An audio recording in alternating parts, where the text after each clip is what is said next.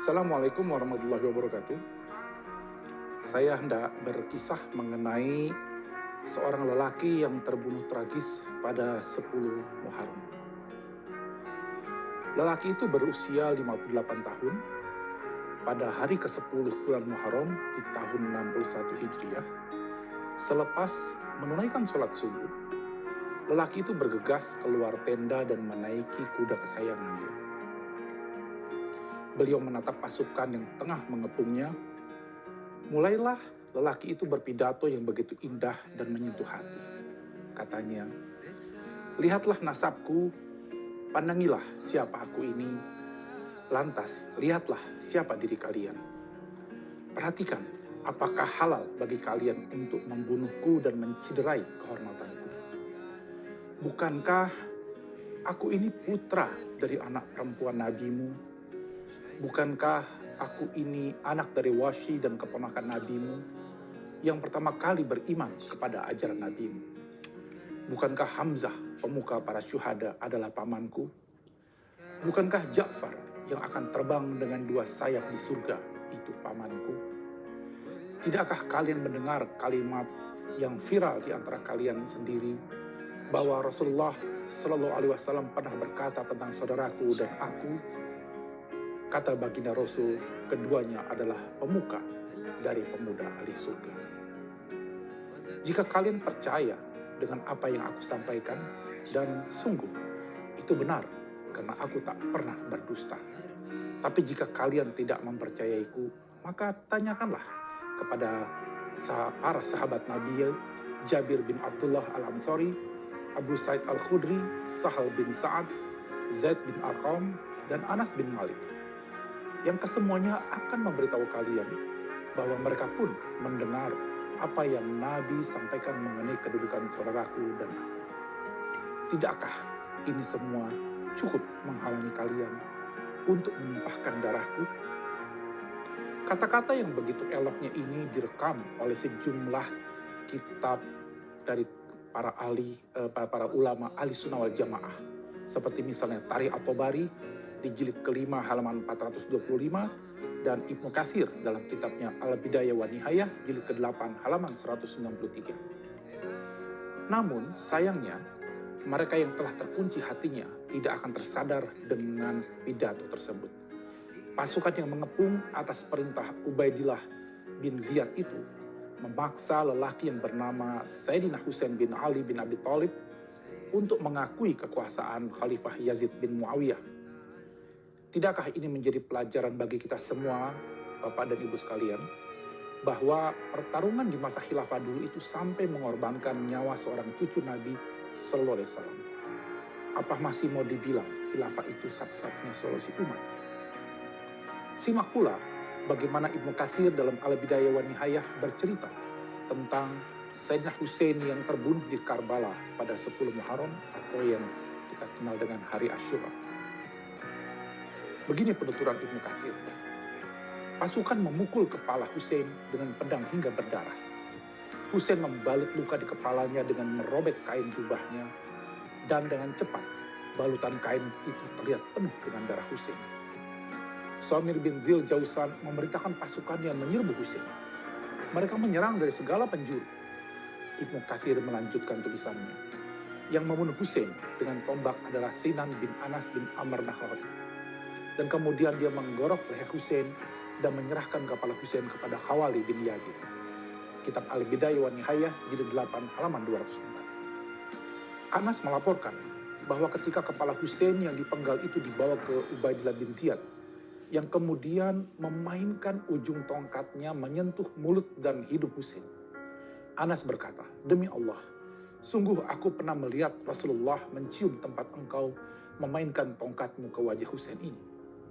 Ibnu Katsir mencatat 72 orang pengikut Sayyidina Husain yang terbunuh hari itu. Imam Suyuti dalam Tarikh Al-Khulafa mencatat 4.000 pasukan yang mengepung Sayyidina Husain dan keluarganya di bawah kendali Umar bin Sa'ad bin Abi Waqqas. Pada hari terbunuhnya Sayyidina Husain, Imam Suyuti dalam Tarikh Al-Khulafa mengatakan, dunia seakan berhenti selama 7 hari, mentari merapat laksana kain yang menguning, terjadi gerhana matahari di hari itu. Langit pun terlihat memerah selama 6 bulan. Imam Suyuti juga mengutip dari Imam At-Tirmizi yang meriwayatkan kisah dari Salma yang menemui Ummu Salamah, istri Nabi Muhammad SAW yang saat itu masih hidup. Ummu Salamah wafat pada tahun 64 Hijriah, sementara Sayyidina Husain terbunuh tahun 61 Hijriah. Salamah bertanya, "Mengapa engkau menangis?" Ummu Salamah menjawab, "Semalam saya bermimpi melihat Rasulullah yang kepala dan janggut beliau terlihat berdebu. Saya tanya, 'Mengapa engkau, wahai Rasul?' Rasulullah menjawab, 'Saya baru saja menyaksikan pembunuhan Husain.'" Begitulah dahsyatnya pertarungan kekuasaan di masa khilafah dulu.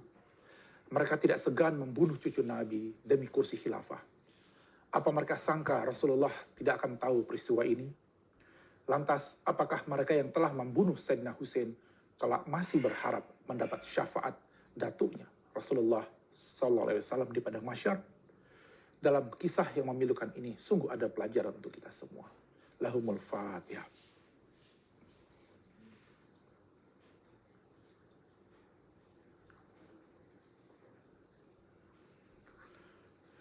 Mereka yang terlibat dalam pembunuhan Sayyidina Husain dan bagaimana nasib mereka setelah peristiwa itu. Umar bin Sa'ad bin Abi Waqqas, dia adalah anak dari sahabat Nabi Sa'ad bin Abi Waqqas, di mana saat ini termasuk 10 sahabat Nabi yang telah dijamin masuk surga oleh Nabi Muhammad. Ironisnya, ketika anaknya kelak justru terlibat dalam pembunuhan cucu Nabi. Kemudian Umar bin Sa'ad bin Abi Waqqas dipenggal kepalanya oleh Abu Ammar Kaisan atas perintah Muqtafar Thaqafi. Kepalanya dikirim ke Muhammad bin Hanafiyah, putra Imam Ali bin Abi Thalib yang lain. Itulah yang terjadi dengan nasib pembunuh Sayyidina Husain ini. Yang kedua, Ubaidillah bin Ziyad. Beliau saat itu menjabat sebagai gubernur Kufah saat terjadinya peristiwa Karbala. Dialah yang mengerahkan 4.000 pasukan mengepung Sayyidina Husain. Dia pula yang menerima kepala Husain dan memainkannya dengan ujung tongkatnya seperti tadi telah saya ceritakan. Nasibnya ternyata juga dipenggal kepalanya oleh pasukan Mukhtar beberapa waktu setelah itu. Anehnya, dalam riwayat dikatakan potongan kepalanya didatangi ular yang kemudian tinggal di dalamnya ular itu beberapa saat lalu keluar lagi. Samir bin Zil Jausam, dialah pemimpin sayap kiri pasukan yang menyerang Sayyidina Husain. Sebelumnya dia adalah sahabat dari Imam Ali bin Abi Thalib. Namun di masa dinasti Umayyah malah berbalik membenci keluarga Ali. Pasukannya yang memenggal kepala Husain. Dan bagaimana nasibnya? Ternyata nasib dia 5 tahun setelah itu juga dipenggal kepalanya oleh pasukan Mukhtar Thaqafi. Kepalanya dikirim ke Muhammad bin Hanafiyah, sementara tubuhnya dibiarkan dimakan anjing.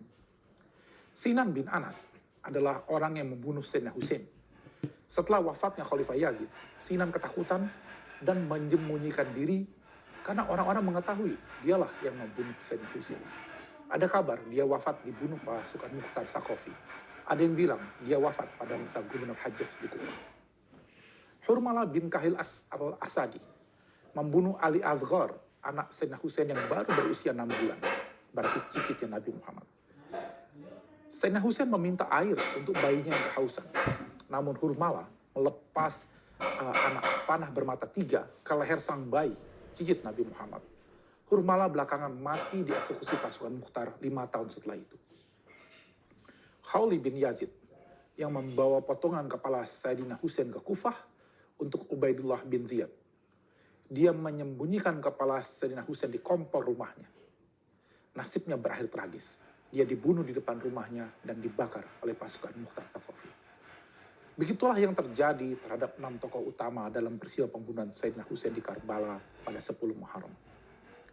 Semoga Allah memberikan balasan yang setimpal atas kelakuan, kebiadaban dan kekejian mereka yang telah mereka lakukan terhadap keluarga Nabi Muhammad SAW. Demikian kisah yang bisa saya sampaikan. Semoga ada manfaatnya. Wallahu muwaffiq ila aqwamit thoriq. Assalamualaikum warahmatullahi wabarakatuh.